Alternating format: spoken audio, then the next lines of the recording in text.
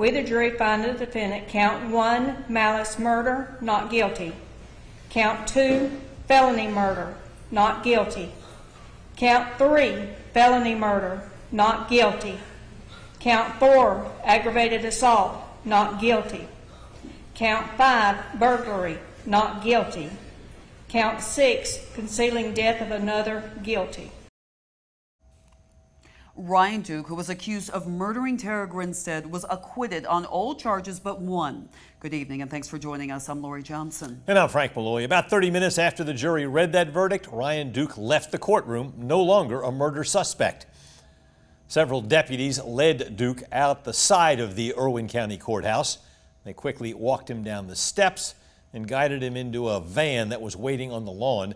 The driver immediately backed up, then pulled forward over the lawn and sped away.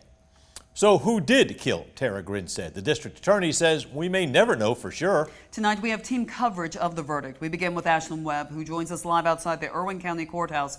Ashlyn, you were there when the jury reached their verdict. Yes, it's a verdict that rocked the courtroom and a verdict that may have led to only more new questions for Tara Grinstead's family, friends, and really the whole town of Ocilla, who have been waiting for answers for the past 16 years. But for Ryan Duke's defense attorneys, this is the verdict that they wanted. They described what that moment was like when the verdict came in.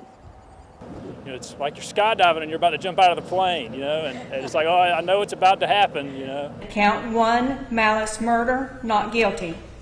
Count 2, by count. Felony murder, gasp of shock guilty. heard from the gallery. Count 3, felony murder, not guilty. But over at the defense's Count 4, table, aggravated sighs assault, of relief. Not guilty.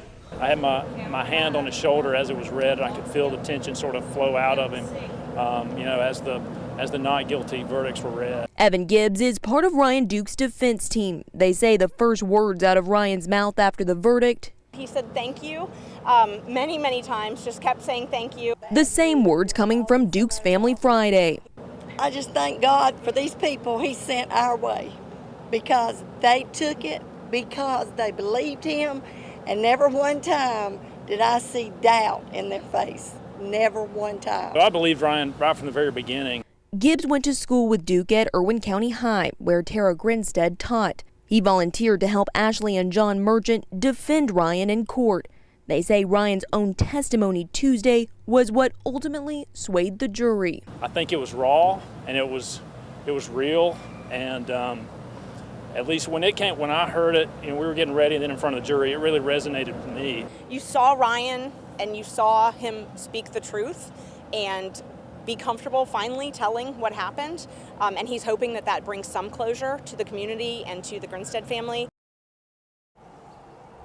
Ryan's family reiterated that he falsely confessed in 2017 because he was allegedly threatened by Bo Dukes. The defense is standing by their argument that Bo Dukes allegedly killed Tara Grinstead. So we asked the district attorney's office about if Bo Dukes will ever be tried in Irwin County. This is what he had to say. I don't believe in good conscience we could go forward with a murder prosecution of Mr. Dukes in Irwin County, because other than Ryan Duke's self-serving statement that he gave this week in court, I don't believe there's any evidence. We reached out to Tara Grinstead's family for comment. They said they'll speak after they give a victim statement on Monday morning. That's going to be after Ryan Duke is sentenced. Reporting live in Ocilla, Ashlyn Webb, 13 WMAZ News. Thank you, Ashlyn. The judge is set to sentence Duke Monday morning. Duke's defense attorney Ashley Merchant says the judge could sentence him from anywhere 1 to 10 years, but he's already served 5 years, which the court will have to give him credit for. So how might Ryan Duke go free after 5 years in custody? We asked a legal expert to break down the verdict. Our team coverage continues with Kalisha Moore. She joins us from the 13 WMAZ newsroom with analysis on the jury's dramatic decision.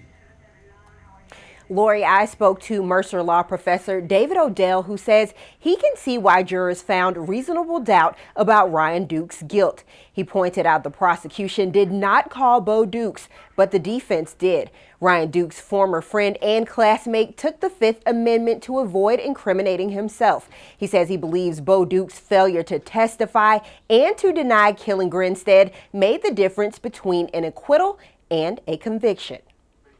Again, I think it's because they looked at this situation where the other potential killer is taking the fifth, and he's already in jail on a 25-year charge related to this case. And so, you know, you kind of look at that and you go, yeah, I'm not sure this other guy is really the killer. Odell says it may have been unclear to jurors who actually killed Grinstead, giving them room for reasonable doubt. Back to you in the studio. Thank you, Kalisha. Odell says there was a lot of evidence, so much evidence that some jurors seemed bored and fell asleep, but he thought 7 hours deliberation was enough time for jurors to make a good verdict.